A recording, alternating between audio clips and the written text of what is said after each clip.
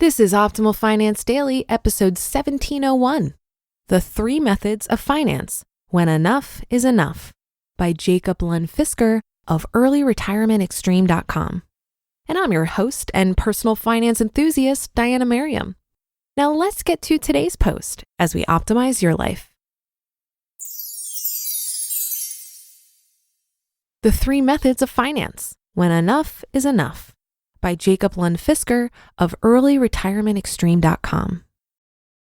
There are 3 methods of paying for stuff. Some work and pay as they go.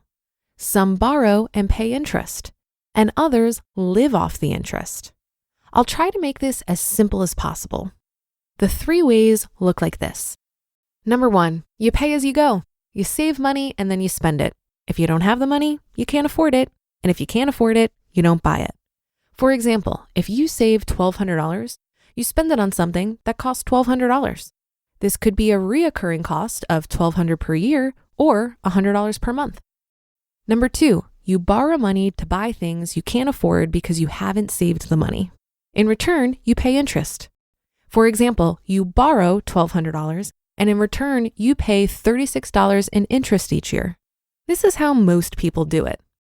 And number 3, you save much more money, about 33.3 times as much, or $40,000. Then you lend it out to 33.3 people in the example previously mentioned, and they pay you interest. Each pay $36. So in total, they pay $1,200.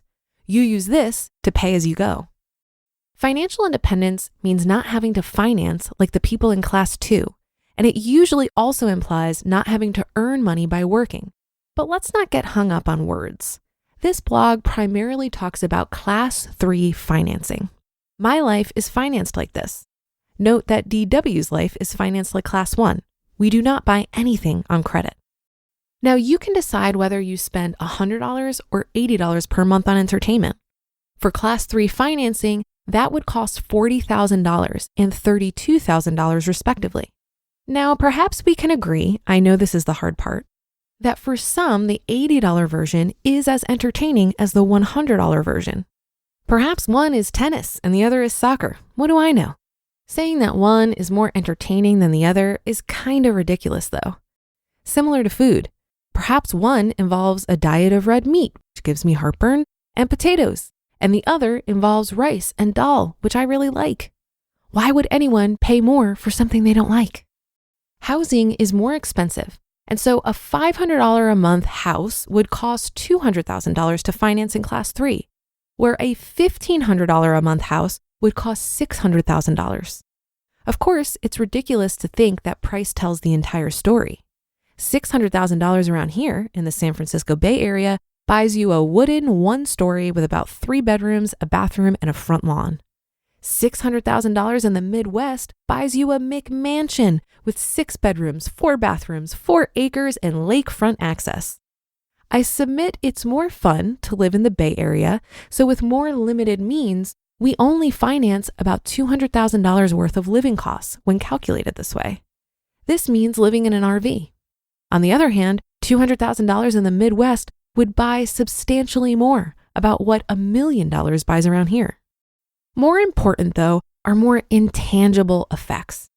Suppose we go back to the food plan. Now, depending on where and how you buy it, you get different amounts of the very same food for $100.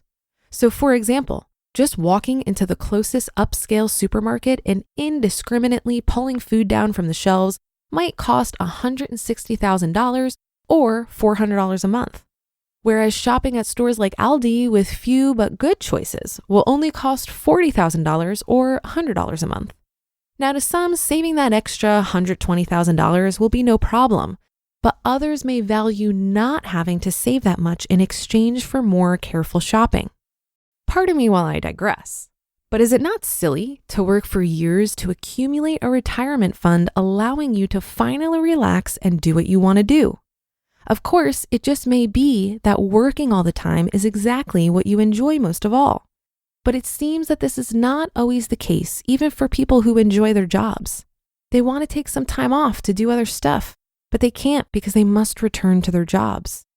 Saving for decades is silly, as is the idea of remaining in the workforce for 5 more years, because staying 5 more years will allow one to have a retirement which includes that much more spending. Because what if you get hit by a bus tomorrow? There are a lot of stories of people who wanted to squeeze in just one extra bit of work to meet some retirement target. Then when they reach it, they think to themselves, well, if I work just a little longer, I could buy this and this and that. If I retire now, my salary will never get this high again, so I should keep working. They set a new target. The same thing happens a couple of times, and then the poor dies of a heart attack, gets Alzheimer's, or develops a chronic depression before retiring. Thus, figure out the price of various things you could easily live with and work out a Class 3 finance. Add all these together. This is your number. Once you hit your number, pull the trigger. Now, if you want more stuff, do Class 1 finance. Get a simple job and pay as you go. Unless your sole activity is reading books or watching TV, anything you do will be worth something to someone. Remember that even $100 will stretch pretty far when all your needs and most of your wants are met. The main problem, of course, is that if you presently feel great with 1 bathroom, but a few decades down the road, you suddenly feel you need 3 of them, then you made a huge mistake and have to return to the workforce, quite possibly at a lower income.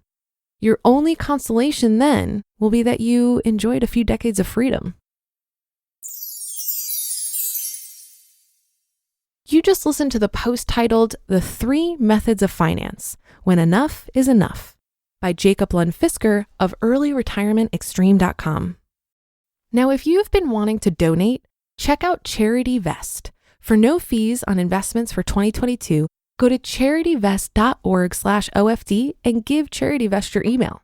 They won't spam you. It's just to get you set up for no fees. It's your one place for all of your charitable giving. You can even donate anonymously. Plus, donating appreciated assets like stock and crypto is now easy and has big tax advantages. Once your donation is complete, the cash value will be added to your fund, and you can reinvest it to grow tax-free or send it to any charity at any time. Charityvest is the lowest fee donor-advised fund ever, free to get started. You can open an account and support charities for free. You are only charged any fees when you invest the money in your account.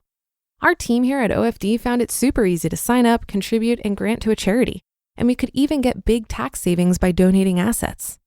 For no fees on investments for 2022, go to charityvest.org/OFD and give Charityvest your email. They won't spam you. It's just to get you set up for no fees. That's charityvest.org/OFD. This post reminds me of one of the first things I learned about money that really blew my mind. Rich people use their money to buy stuff and luxuries, whereas wealthy people use their money to buy assets and then use the profits from those assets to buy stuff and luxuries. If you make a high income, you could probably consider yourself rich. But regardless of your income, if you consistently buy assets, then it's inevitable that you will become wealthy. Towards the end of this article, Jacob described a phenomenon often referred to as the 1 more year syndrome. It's when someone meets their financial independence target, but then doesn't quit their job because they decided to move the goalpost out of fear, or because they're overanalyzing their plan out of fear. I once met a guy at an event called Camp Mustache who had quadruple what he needed to retire. I'm talking multiple millions of dollars. And he was looking for reassurance from the group that he could pull the trigger. He had safety net upon safety net and lived a super frugal lifestyle. And it was clear to all of us that he had way more than he needed to retire. And yet he was still scared. This is a very common thing that happens in the FIRE community. Many of us have spent years or even decades carefully saving and investing, so it can be difficult to shift your mentality once you've won the game. This is so common, in fact, that we're running a breakout session at the economy conference called 1 More Year Syndrome. When can I pull the trigger? And you know who's facilitating this session? Mr. Money Mustache himself. So if you've reached your FI number, and you're looking for a good push from the bossy big brother of FIRE, join us next week at Economy, which is happening at the University of Cincinnati.